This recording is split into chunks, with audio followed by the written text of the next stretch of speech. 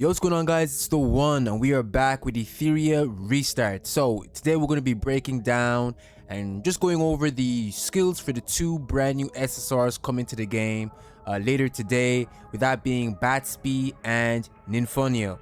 So we're going to break down their kits and see if they're actually worth pulling for. Without further ado, let's get right into the video.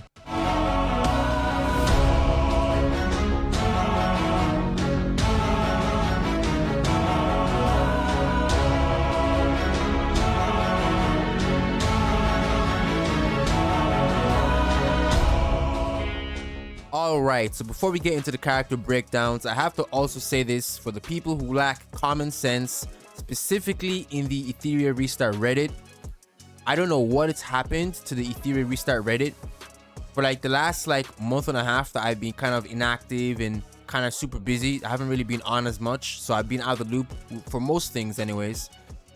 I don't know what's happened to the Reddit, guys. Feel free to let me know in the comments, because I feel like it's been taken over by a bunch of retards. Anything positive in that Reddit just gets downvoted. It's fucking crazy. A bunch of retards are there. It's like, if you hate the game so much, just fucking leave. And I'm saying this, guys, because people talk so much shit because I said Lillian was good on paper. Like, people don't realize these character breakdowns are just me going over the character skills, and based off what their skills are on paper, I come to a conclusion, in my personal opinion, if the character or characters in this instance are worth summoning for, right? We don't have early access to these characters. We don't play test these characters. Me and other CCs, right, just work off of theory, right? Theory and what their skills say on paper. Lillian was good on paper, but she didn't perform as she was meant to in game, and that's what later led to her buff, which made her good as everybody said she was going to be. So that's just the way it is. So I have to say this because, man, the level of retardation in the Etheria Reddit page is insane. I'm gonna make a video talking about that in depth because it's fucking insane. So with that being said, disclaimer out the way, let's get into the character breakdown. So the first character is Ninfoniel. So she's a odd unit, so let's see what she does. So her first skill, her skill 1, Crystalline Frost. It says here, Ice Coldens. Ninfoniel deals 240% damage to a single enemy with a 50% chance to apply resistance up to self for 2 turns, and this is at max skill level, of course. So I mean, nothing too crazy there, just resistance up. So skill 2, Glacial Overflow. Okay, a surge of frost, a burst of life. Ninfoniel averages the current HP percentage of all allies, and then heals all allies for 25% of their max HP. Okay, so this kind of reminds me of Valerian. I'm pretty sure Valerian has a skill where she averages the current HP of all allies and heals for the max HP. So this is kind of similar to Valerian, if I'm not mistaken. Where's she at? I believe she has a skill kind of like that. Is it this one? Yeah, it's kind of like it. Valerian redistributes current HP among all allies, equalizing all HP's HP percentage while gaining. Okay, there's no Hazy Dream, but you guys get what I'm saying, right? You get what I'm saying. It's kind of similar to Valerian, kind of. Okay, so to heal, equalizes the HP. Okay, and he has a 4-turn cooldown as well. Okay, so interesting. Let's see this. So the skill 3, Frigid Blizzard. A blizzard rages a realm of bitter cold.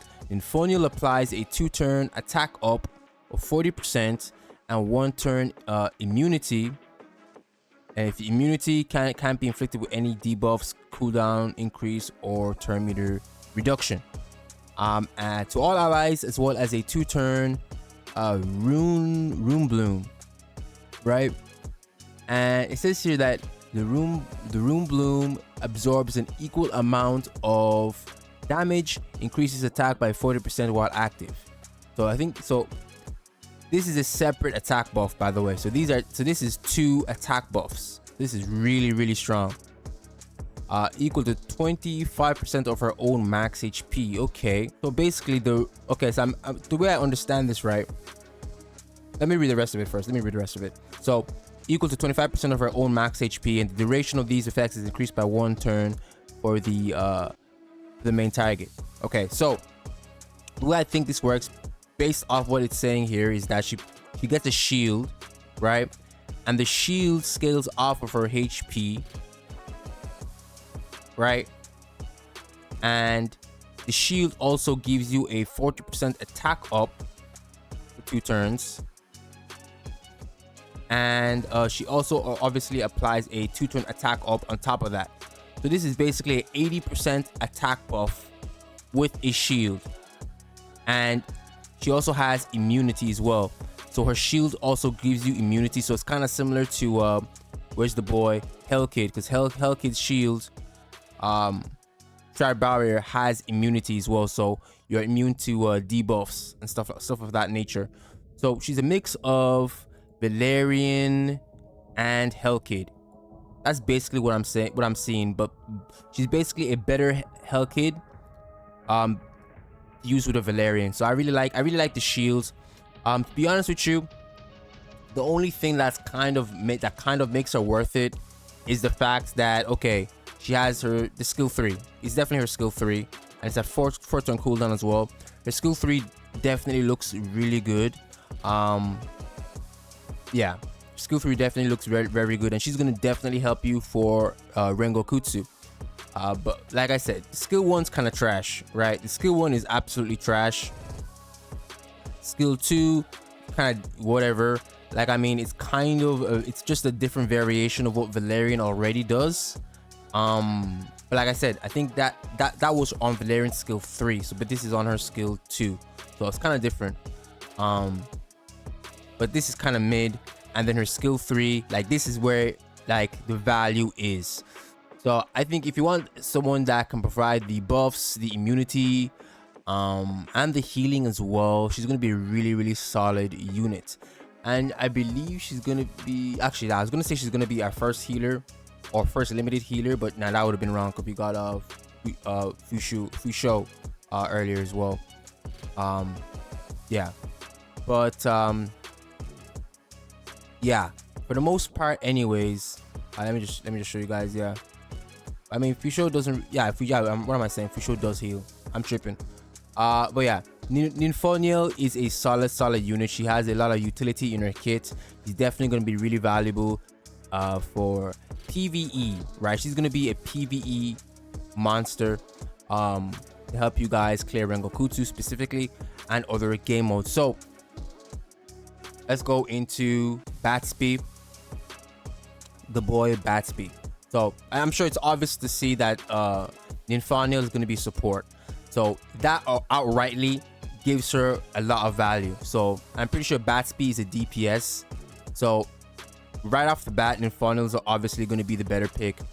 But yeah, let's go into Batsby. So Tidal Waves Batsby, and he's also odd as well. It's interesting how for the typing, both Batsby and Ninfoniel are odd. Even though, like, if we come over here to Shell and we go to Rengokutsu is also odd.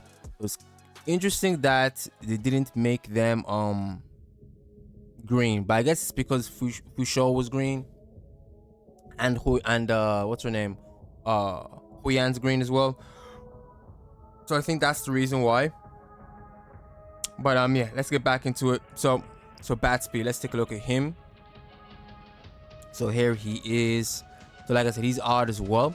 Let's look at his skill 1. So his skill 1 is called Torrent, and it says here, Torrent surges forth. Batsby brandishes the spear, dealing 220% damage to a single enemy, with 40% chance to inflict a 2-turn wound, right? And what wound is basically is you can't receive healing, so it's an anti-heal.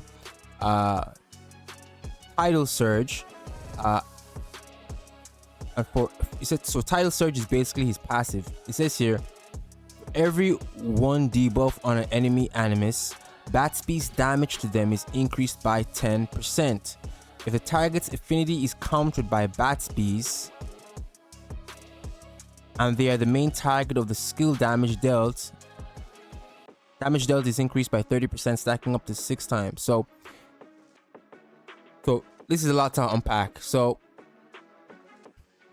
his skill 1 has a 40% chance to inflict 2 turns of anti-heal. That's interesting, right? Then his passive is for every 1 debuff, his damage is increased by 10%. So this is interesting. And it says here that the debuff stack up to 6 times, I believe. What it means when it says stack up to 6 times is in a reference to the amount of debuffs you can stack on the enemy. So that's potentially 60% damage increase if you can get 6 debuffs on your enemies. And if the target's affinity is countered by Batsby's, so I'm assuming, hold up. If the target's affinity is countered by Batsby, so I'm assuming if you have type advantage, if the target's affinity is countered, yeah, so in that case, if you're up against a reason, so if you're up against a reason attribute unit or red, damage dealt is increased by 30%, right? So this is a really good passive. This is a really good passive. So he's potentially going to be doing a ton of damage, man. This is going to be really, really good. And there's a ton of fun teams you could potentially build with him, right? Like not just for Rengokutsu, but in other PvE game modes where you just run a ton of debuffers and slot him in there as well. He's gonna go crazy. But then again, we'll have to see his other skills, because his thing is he might be too skill or it's not skill, but too perfect lattice heavy. That's another thing we'll talk about in a bit after we're done going through these skills. So and that was okay, never mind. Yeah, that obviously it's a 0 turn cooldown. So yeah, Wave Breaker, his skill 2. It says here, Surge Tide of Impact. Batsby calls forth the waves, dealing 330% damage to all enemies. On crit, there is a 100% chance to extend all debuffs on the target, excluding control effects by 1 turn. This is really nice. So this is really nice as it kind of it's like it supports him, and it's really good for his passive, because obviously he does more damage based off of debuffs, and he's able to keep the debuffs on with his skill 2, right? And it's AoE, right? This is really, really nice. And it says on crit it increases the debuff, so you're gonna want him to build him with a ton of crit, which you would have done anyways, because he's a damage dealer. He deals damage, so you do want crit rate and crit damage on him anyways. So this is really nice. And it's a 3 turn cooldown. And then his skill 3, Valiant Tide. It says here, Batsby unleashes a raging torrent, dealing 390% damage to all enemies with 100% chance to inflict vulnerable. Vulnerable is basically you increase the damage taken by 30% for 2 turns, and for every 1 unit with crit landed, so for every 1 unit that you landed a crit, Batsby gains 20% turn meter.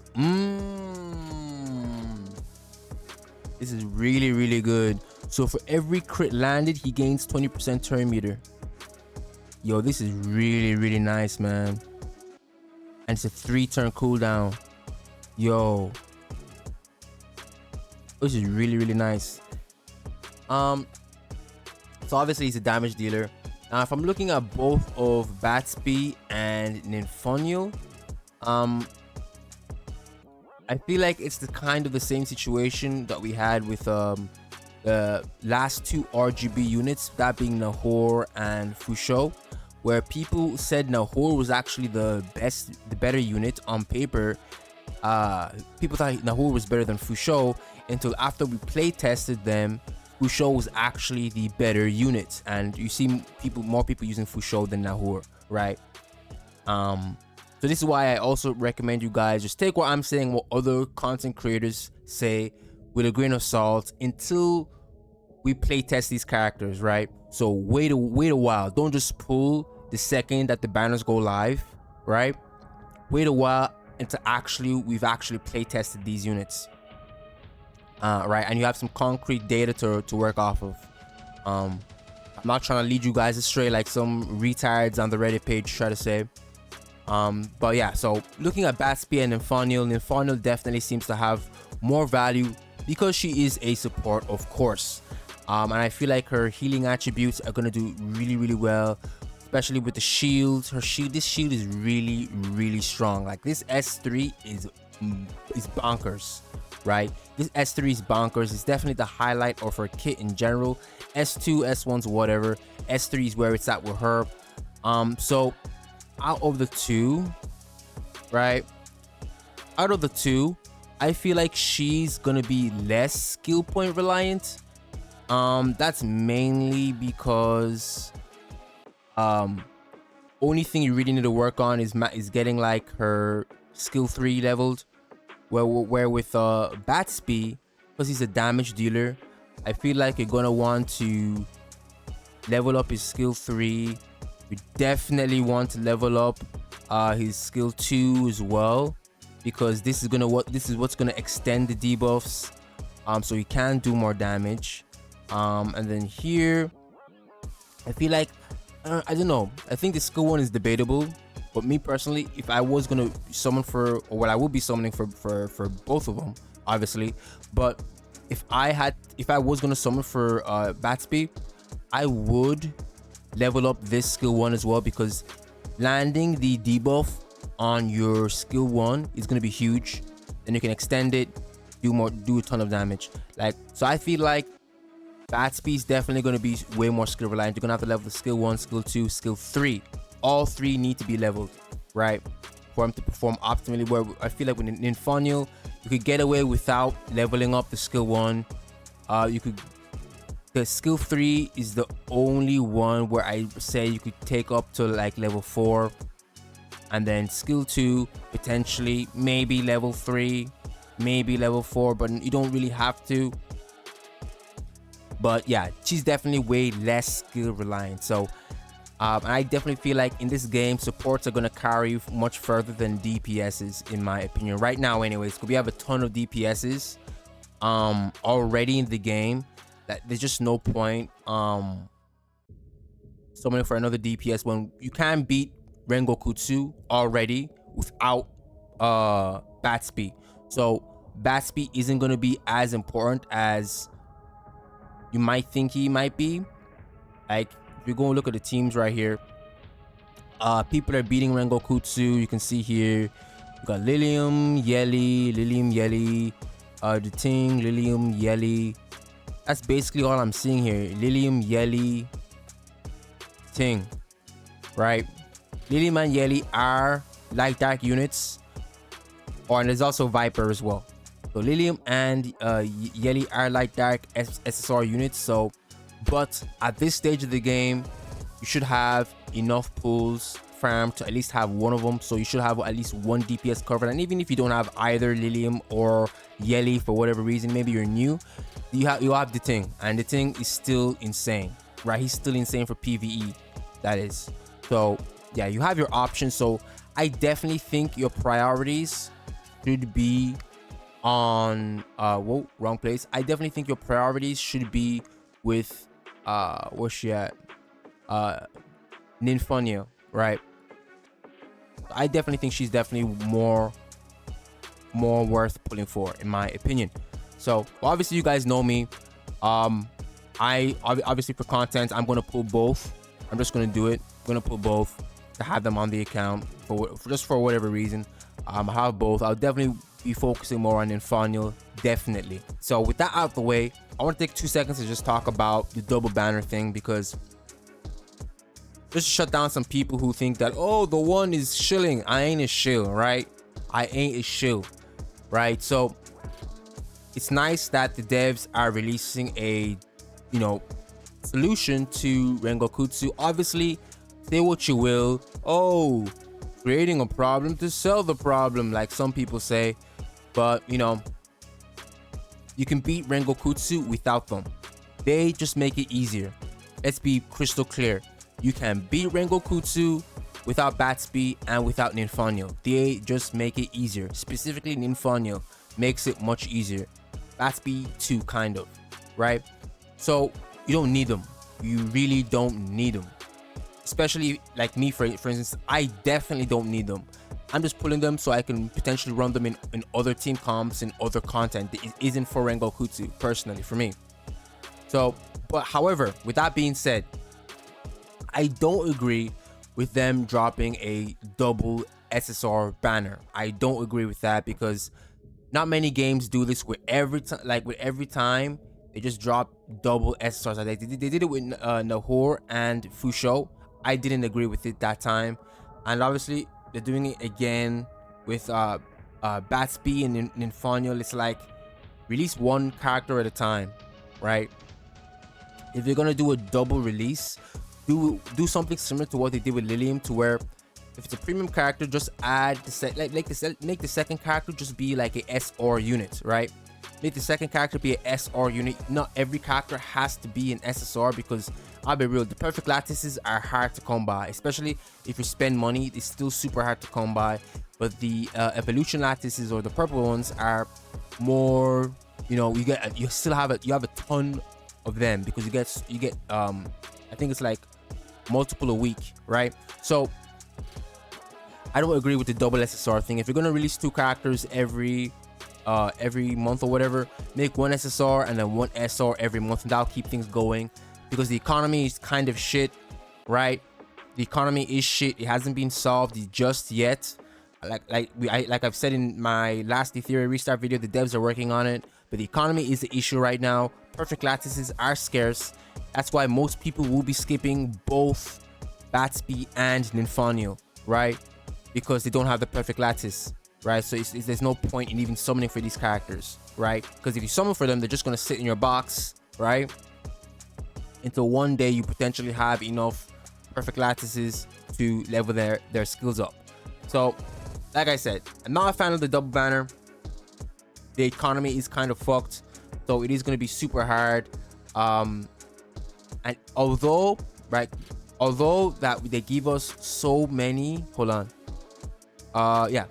they give us so many pulls for the standard pulls like these, the Animat prototypes, you can't just say that, oh, we should have been saving. You can't expect people to have been saving, because people are summoning on the standard banner a lot to chase for units that they don't have. Because believe it or not, so many people have spent a lot of money and still don't have all the units. Like if you look at my account right here, I'm about $2,000 deep. I still don't have Doki. I still don't have Jada. I don't have Chloros. I spent like 2K on my account, or at least 2K anyways. So if I've done that, and there's people who spent more than me and still don't have all the characters in the game, it's like, it makes sense why people are still chasing characters on the standard banner. So you shouldn't assume that everyone has been saving, right? So that's another thing. So the double SSR thing is not, I'm not a fan of that, right? So yeah, with that being said, let me know what you guys think of the units, Batsby and Ninfoniel. Let me know who you'll be summoning for. Like I said, in my opinion, I feel like Ninfoniel is definitely the better unit and more worth it. I feel like she has more value. But let me know in the comments if you agree or disagree. Leave a like, subscribe for more Etheria Restart content, news, discussions, and all sorts. Join my Discord. And yeah, take care and peace, guys.